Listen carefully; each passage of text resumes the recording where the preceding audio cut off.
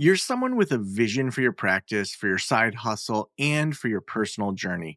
But when it comes to establishing your path on how to get to where you want to be with your practice, things get a little messy. You're also someone who'd prefer to go in person instead of to groups and listening to everyone else's story. To me, it sounds like you could benefit from one on one consulting with our experienced practice of the practice consultants. From $5.95 a month and up, you can work with a consultant that will give you more direction and practical, tried and tested tips matched to you and your goals. For more information, visit practiceofthepractice.com/apply. Again, that's practiceofthepractice.com/apply.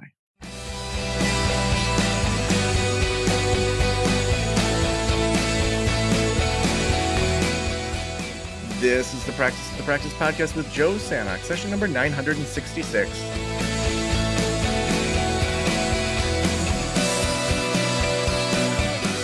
I'm Joe Sanok, your host, and welcome to the Practice of the Practice podcast. I'm so glad that you're here with me today. Just so you know, memberships are open. This happens twice a year where we open memberships to our communities. So we have Next Level Practice, which is the membership community for solo practice owners. So if it's just you, maybe you plus an assistant, that's the community for you. If you're just starting out, building up a solo practice, or if you are rocking it out and just want to be around other solo practice owners to continue to rock it out, Next Level Practice is what's for you. We have Group Practice Launch that's open. That's a 6-month program for people that are in solo practice. They're adding their first clinician. So at W-2, 1099, we have tons of expert trainings around that. And then we have Group Practice Boss, which is for all of our group practice bosses out there, whether you have 1 or 2 employees or contractors or 50 or 60, that's our community for you. So those memberships are all open. We're also doing some Q&As this week. If you are like, I don't know which one to join, I don't know if it's worth it, all that information is over at practiceofthepractice.com/level up. So make sure you take advantage of that. Today, I am so excited to be talking about AI.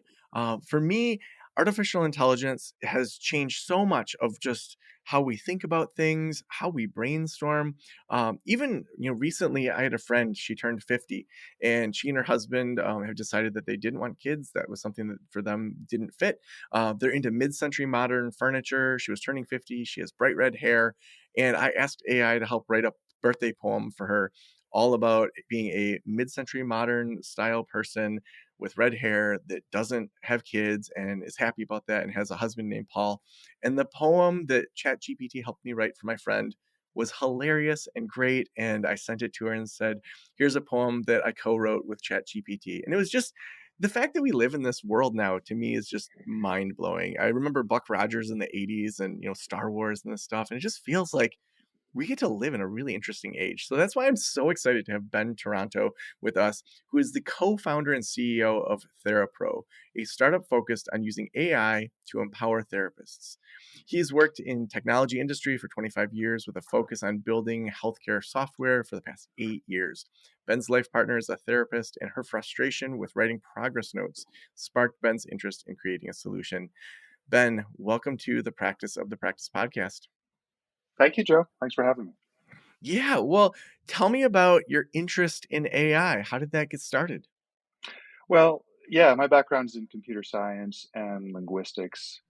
So I, wrote my master's thesis in 2004 on computational linguistics at the University of Washington. And I've been in the industry, not in machine learning per se, but in tech for 25 years, like you said. And so I've been following things, and the last couple of years have seen what I would call a foundational shift in the capabilities of these models. And I think in the last year, especially since ChatGPT came out, we've seen that ourselves as the general public.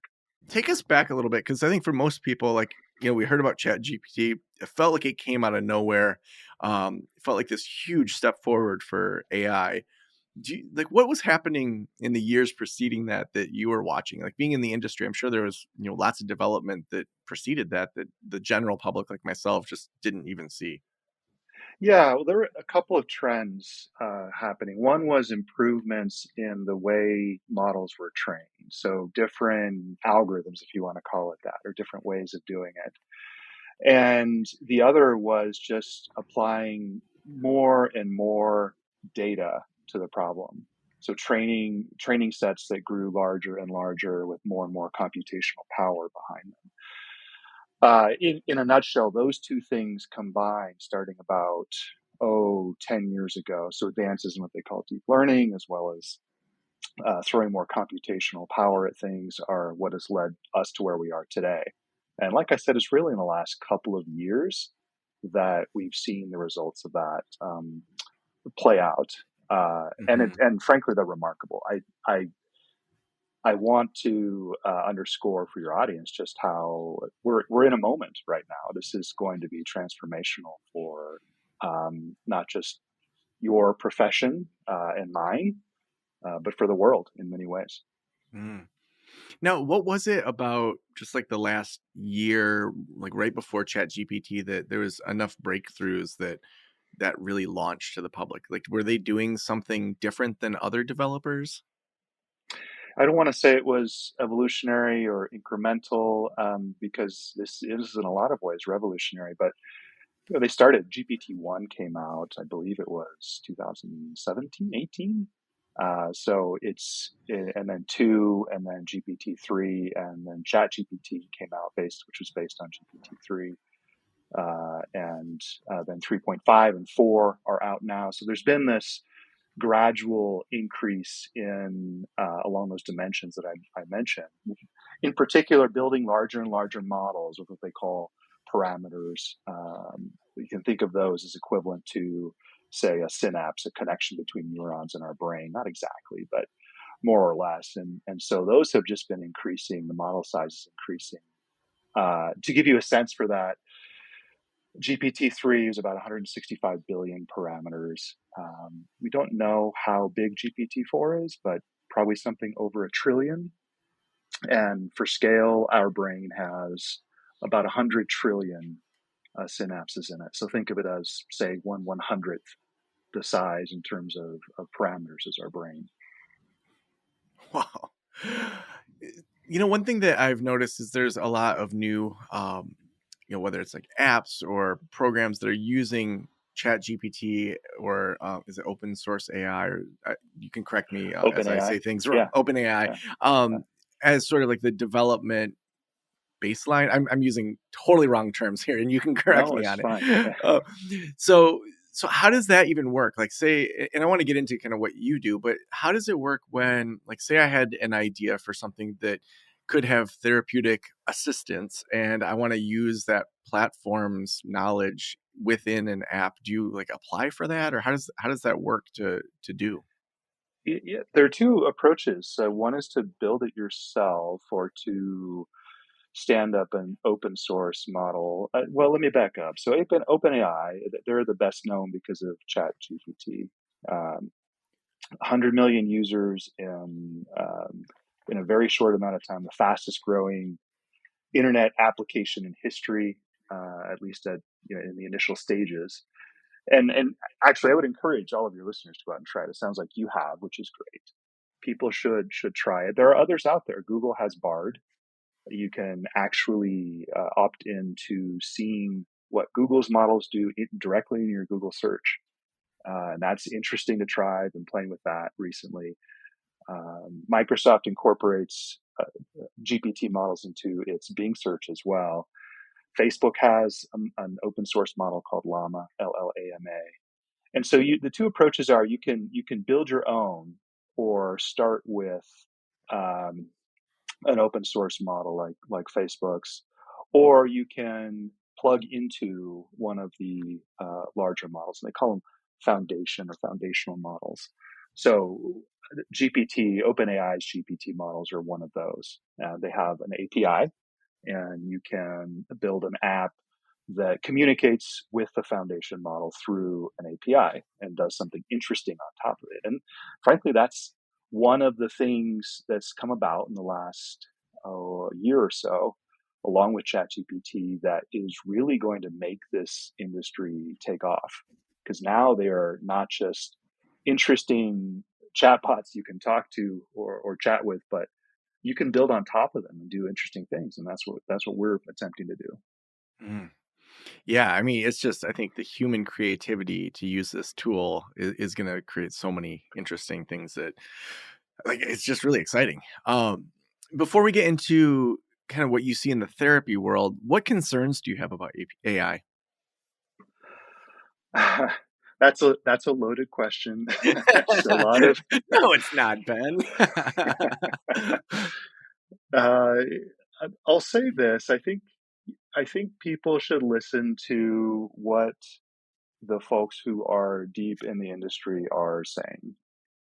And I think there are some serious problems that need to be confronted. And there are a number of them, from AI being used in the wrong way. I want to call it falling into the wrong hands, but it's we're already seeing evidence of AI being used for military purposes by um, different militaries, and that seems unfortunately inevitable in some ways. But is there some way to constrain that, as well as bias in the models? We've seen evidence of Mm, that.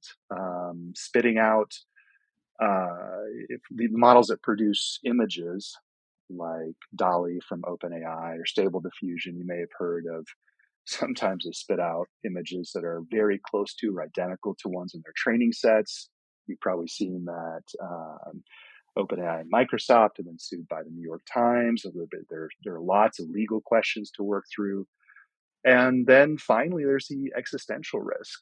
Uh, we Things are progressing very fast right now, and it seems like they are continuing to. We haven't bottomed out. Some people say, "Well, we're going to run out of data to train the models," and yes, conceptually that's true, but the models keep getting bigger and they keep getting better. So the things that we're doing are making them better, and we don't know where that will lead.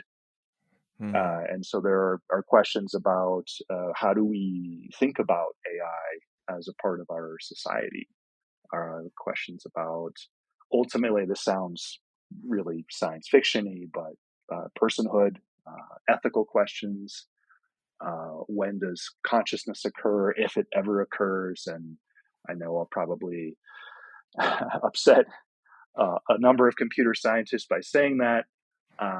There's a fierce debate, but I think one quote from Blaise Aguera, who's an engineer at Google, who's had a hand in this development over the last 10 to 15 years.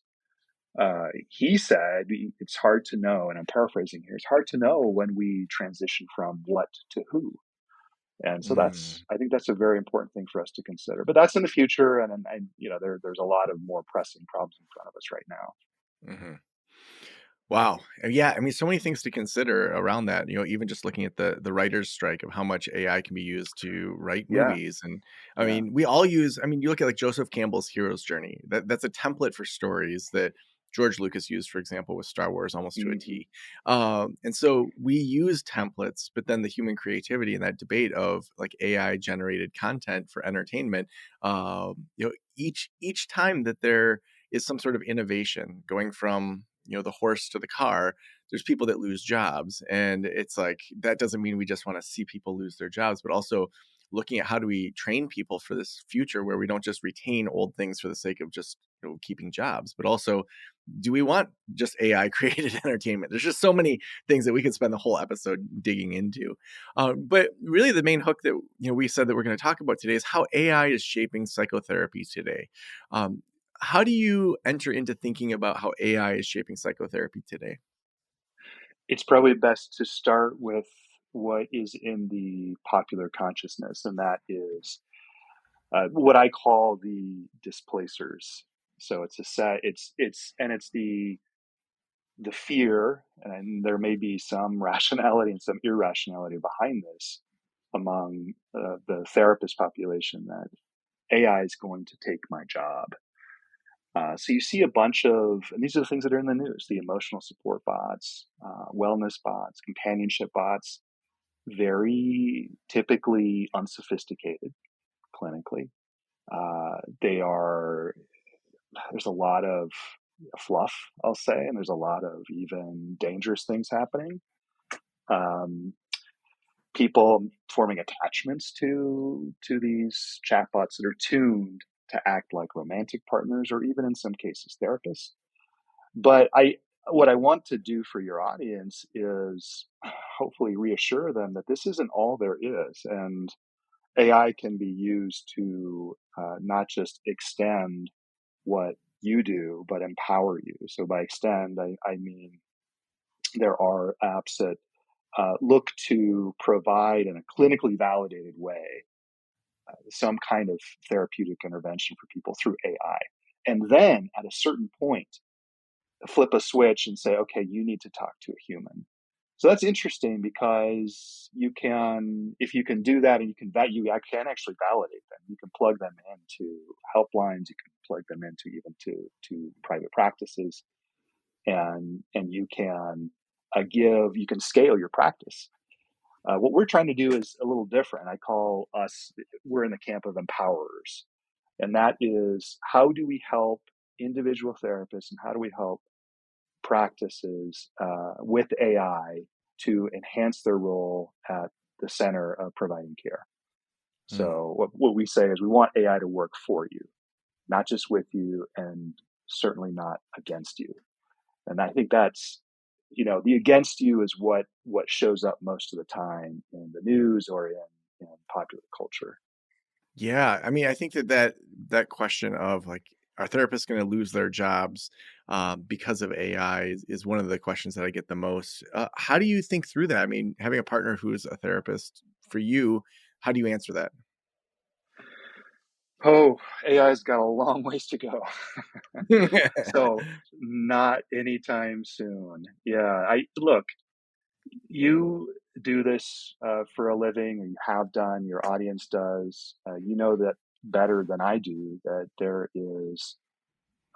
this is a highly empathetic and analytical kind of profession. It's not something where you just plug in ChatGPT and away you go.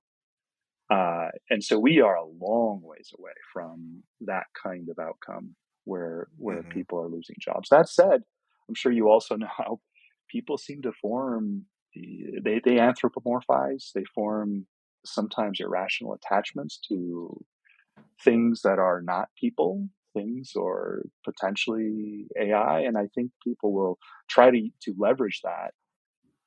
But again, I think that that's the real. There's no immediate danger of that, Hmm.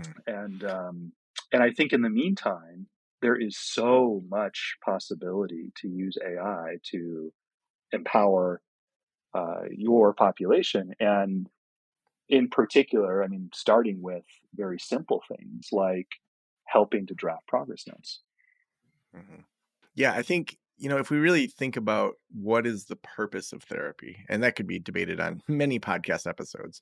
But I'd say one of the purposes is a therapist pointing the client back to themselves for what's Hmm. true already, or to discover what's already in them. I know my own therapist, a lot of the work he's done is being like, your true self is in there. Like, you question yourself, do all these things, and like, you're fine, you're good, like, you've got it in you. And I mean, that's one way to think through outcomes. And so thinking about, like, what can AI do to enhance me finding myself more? There may be questions, there may be meditation apps, there may be all sorts of things that are developed using AI.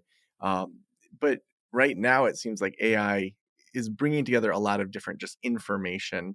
And if information was the thing that changed people, then no one would ever get divorced because the Gottmans have figured out the code. It's like, here's exactly the information you need to stay married for a very long time. But there's so many different factors that go beyond just the information gathering. And I think that's where, um, Absolutely. AI right now can help with a lot of that basic information, that initial thought structure. But it definitely has, I agree with you, a ways to go before we need to even be concerned Well, about online therapists that are AI based.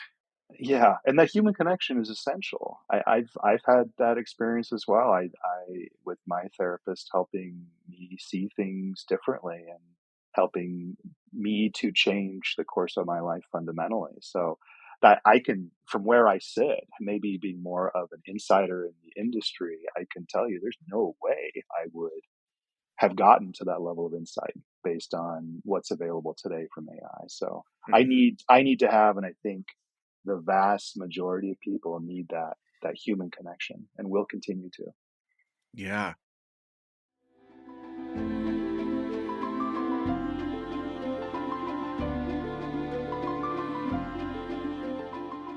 As a therapist, I can tell you from experience that having the right EHR is an absolute lifeline.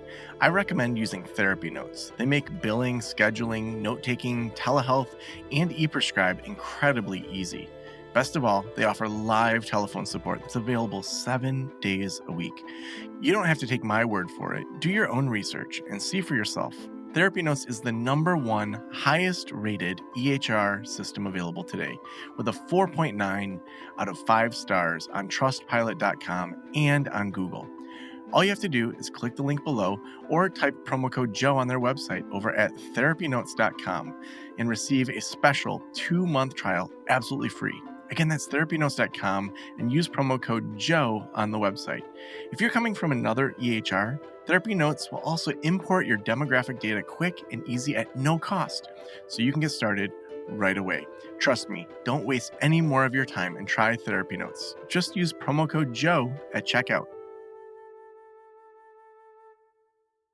Well, I want to hear about TheraPro as a resource, but I also want to hear about, are there other AI assistance tools that therapists are using that you also find effective? Yeah, that's a good question. I would, in that vein, talk about the second group that I mentioned, of what I call the scalers, the ones who are bridging the gap between psychotherapy supply and demand. I'm sure you're well aware, the one of the issues is there are, especially it seems since COVID, at least from what I've observed myself, a, way more people who need and want therapy than are able to find a good therapist and a fit. And that supply and demand problem can be solved with apps like Wyza and Youper. Also, Wyza is WYSA, Youper YOUPER. People can look them up. Really interesting what they're doing, and like I said, it's just a way to scale what you do on a day-to-day basis. And you could think of that as, well, okay, what I see my patient or my client for 50 minutes or an hour or however long, out of 168 in a week. So what's happening the rest of the time? And so I think there will be more and more apps like, and I think we'll grow into that area as well, TheraPro. Our focus is on supporting the therapist in particular, but there are other apps like the ones I mentioned that are targeted to extending the therapist, supporting the patient Mm, when they're not in front of the therapist. mhm. So tell me about your partner and the struggle that they were going through in regards to progress notes, being a therapist, and how that intersected with your AI and tech background. Yeah, Emily is very dedicated to her profession. As I look, this is why you guys do what you do. You're not investment bankers. You are helping. Not that there's anything wrong with that, but there is a very mission driven kind of um, why for you. You're helping people, and what I noticed was that there was one piece of what she does that she just really doesn't like, which is writing progress notes. And it's a very simple thing, but it takes up, or it took up, a lot of her time. And that's because even though she didn't like it necessarily, she took it seriously. Does take it seriously, and she wants to do it well. And so that, and I as we started talking to others, I said, I think there's an opportunity here. We started talking to other therapists, and guess what? This seems to be a pretty common sentiment. And so we said we can help with this, because that task of summarization is actually one of the core things that these large language models like GPT or Bard are good at. And we can take advantage of that. Now, what's different is it's not just so there's lots of summarization out there. So I think Zoom has it now, Microsoft Teams has it where you can summarize a meeting, and that's good and that's interesting. But what we're interested in is summarization in a very specific context. So that's what we're doing. That's where the value we're adding is tuning summarization to show up in a SOAP or a DAP format with the various sections of that, drawing out the subjective content, drawing out the objective content, using clinical language to describe what's happening with the patient or what happened in the session. That sort of thing requires a fair amount of tuning to make sure the model's getting it right. Hmm.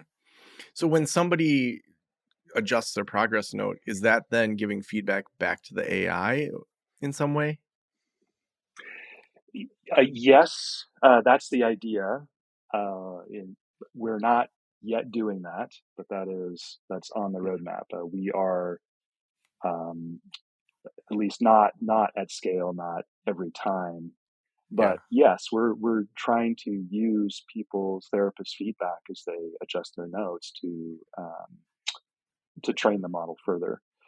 Mhm. Um, yeah, So walk me through like what that looks like in a session. So I'm doing counseling, my client's there. Like what's the client and the clinician experience in having it listen, I'm assuming, to the session in some way? And also what yeah, kind of sign-offs does the client need to give in regards to just HIPAA and things like right, that? yeah, yeah. Good questions, and it's important, obviously, that clients are aware and are um, that are signing off on what's happening. Emily added language to her disclosures, and uh, and she actually, when she did that, just to say that, hey, I've got this tool TheraPro that's going to be listening to our sessions, and that I rely on to provide help me provide summaries or draft notes for our sessions. And at the same time, she uses therapy notes, and she incorporated that language into her disclosures as well, and made it more general. I use technology to help me in my practice. I use an EHR or a health record to store your information, and what's in my notes from week to week. And so, yes, the disclosures, the checking in with the clients, and then what happens is the therapist, you click a button in a browser, and TheraPro is listening. And then at the end of the session, you click stop and summarize, and then it faster or slower depending on how much traffic we're getting, but the summary gets spit out. Um, and that's it for now. We're trying to keep the complexity behind the curtain. So we Yeah. want to make it super easy for people to use. And we're working on a bunch of other things. The biggest one is, of course, integrations. We would love for folks to be able, instead of having to say copy and paste the note, we try to make that as easy as possible. But we want people to be able to shoot it straight over to therapy notes, for example. Mhm. So that's next on our list on our roadmap. So cool. Now, in general, and I know it's probably hard to know every user's experience. How much correction adaptation does the average clinician need? And I'm sure that it's also specific to each person's tone that they want in their progress notes and their own kind of particulars. Do your users say, "Yeah, we only spend a couple minutes on progress notes now," or like what are people in general saying in regards to time beyond what's spit out? The general answer to that question is the feedback we hear is, I can't live without this now. I didn't know That's a I great thing needed for your it. product to have people Yeah, saying. yeah. and and not something that would be obvious when we first started. It was kind of a test. We throw it out there and see what happens. And it's not just my partner. She's not just Emily's not the only one saying that, and it's really validating. But there, if you dig down deeper, there are two other answers to that question. The first is the model's getting better generally.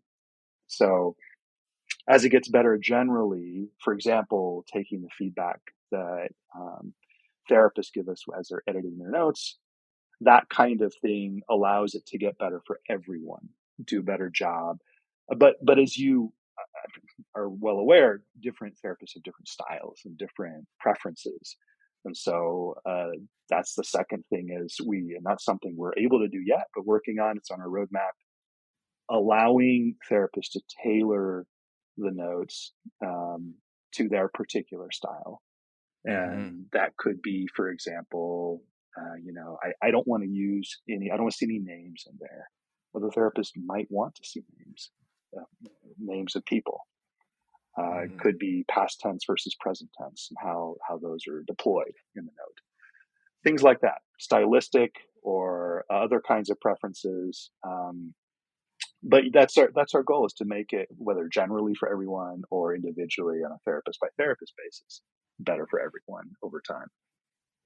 Yeah, I know. We were doing an Ask the Expert with David Gall, who he's one of the founders of Vital, which is a meditation app that uses AI Mm. to create meditations. And I mean, it's crazy. Like, I had one made for my daughter who is 12, and she and her sister were getting into fights a lot. And it was like, I'm a 12-year-old girl. Here's my name. I'm getting in fights with my sister. I don't want to. I want to just be more calm. And this app was like, it was amazing. It was like, it's hard to be a middle schooler and da da da da da. And it was like perfect.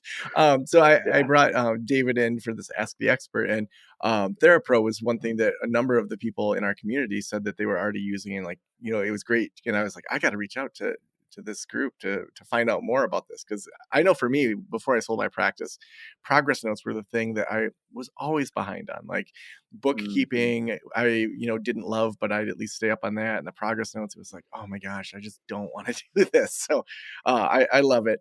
The final question I always ask is, if every private practitioner in the world were listening right now, what would you want them to know? I would tell them there is so much potential for AI to help you be a better, a more productive, and yes, even a more empathetic therapist. And I think what we're talking about now with drafting progress notes is just scratching the surface.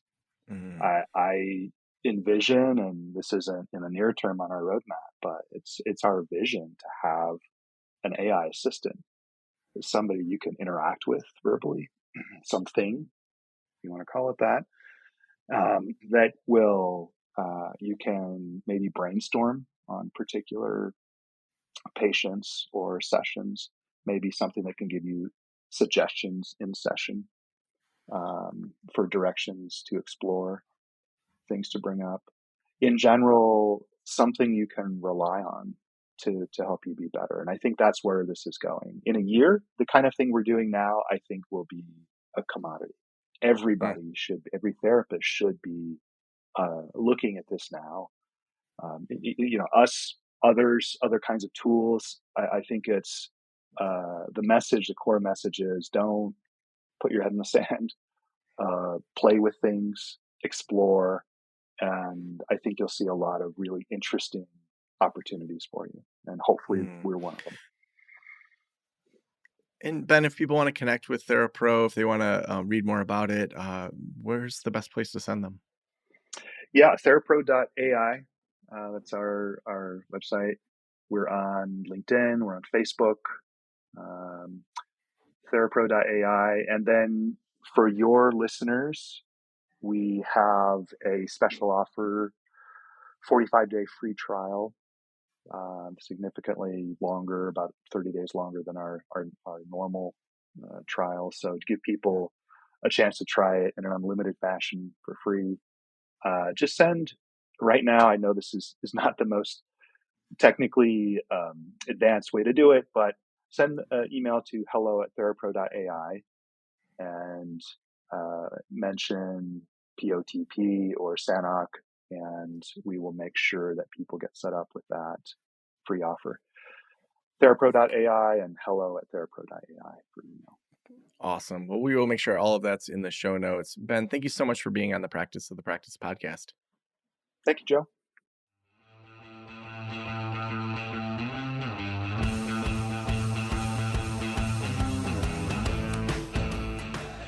I love that Ben's talking about how we are just scratching the surface. And, so many of you are growing group practices and you're thinking about going national with some of your ideas, whether it's trauma or couples work or, EMDR. I love the idea of being like, what if as therapists, we partnered with AI and we figured out ways to better society, to create tools that can help people live better lives. I hope your wheels are turning and that you're thinking like, what would that look like? Because often I get to have these conversations back to back, and my wheels get turning with every single one of them. I know there's people listening right now to this one, and your wheels are turning. And I hope to hear from you as to what you're developing, what you're thinking about in regards to how you might use your skill set plus AI to make something that really helps the world. We couldn't do this show without amazing sponsors like Therapy Notes. Therapy Notes has been with us for years. They're one of our major sponsors. They offer free therapy notes for a couple months if you sign up with promo code Joe at checkout.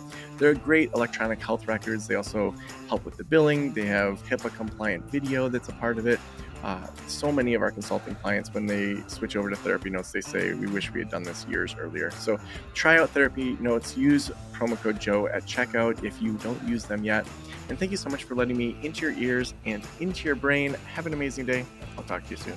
Special thanks to the band Silence is Sexy for that intro music, and this podcast is designed to provide accurate and authoritative information in regard to the subject matter covered. It is given with the understanding that neither the host, the producers, the publishers, or guests are rendering legal, accounting, clinical, or other professional information. If you want a professional, you should find one.